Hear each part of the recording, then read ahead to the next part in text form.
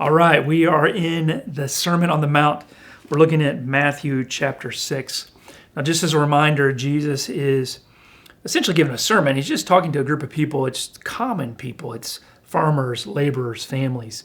These aren't high theologians. These aren't priestly people. These are just everyday folks.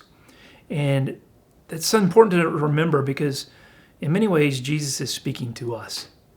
He's speaking to us in our everyday lives and the things that he wants us to know. So if we look at chapter 6 in the 16th verse, Jesus is talking about showy fasting, like fancy fasting, that if we're going to fast, if we're going to take time to say no to something, so we might say yes to God in those moments or those things, that should be about us and our relationship to God. It shouldn't be some sort of performative faith. It shouldn't be about our ego. It should really be a heart matter. And that's what the rest of what Jesus is talking about in these next few verses. About a heart matter, about where is our heart. So if you continue and look at verse 19, he's talking about this idea of where we place our treasure. Do we treasure the things of the world or do we treasure the things of God? And specifically in verse 21, it says, where your treasure is, there your heart will be also. Now, a simple way to look at this is just to look at your life and your habits. What is it that you do? What do you spend your time on, your energy, your effort, your resources?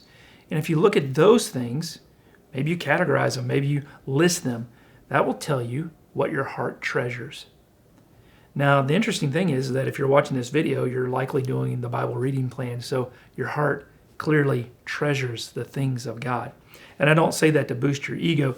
I just say that to encourage you that what Christ wants for you, you are living out. That your heart is treasuring the things of Christ. And as we continue and look in the next group of verses from 22 and the following, he's talking about serving two masters, that essentially you can't do that. That you can't serve God, and this example is wealth. That if you're going to be fully devoted to something, it's all or none.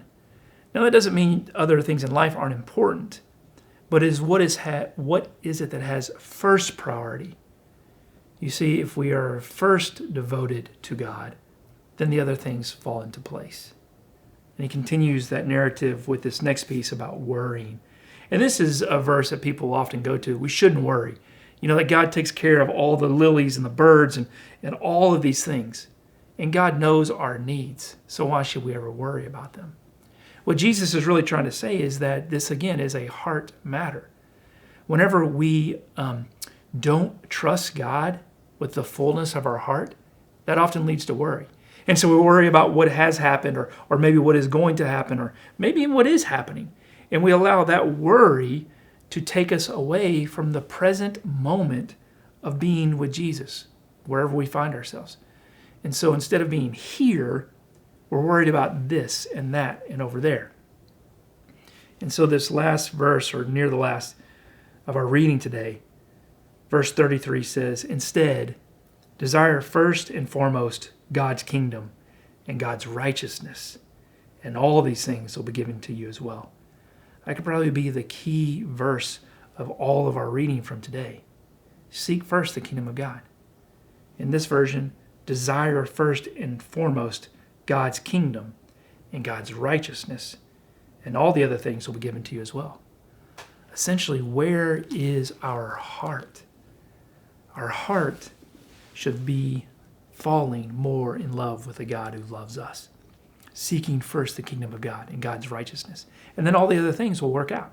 It's not saying that they will always be great or good.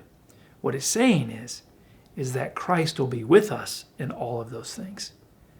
And when Christ is at the center of our story, and again, we are falling more in love with the God who loves us so much, no matter what the rest of the world brings, no matter what else happens, no matter how hard it may become, we will still be in a good place because we are residing in the presence of love. And so I hope you know how much you are loved. And I hope you continue to have a heart that pursues after Jesus.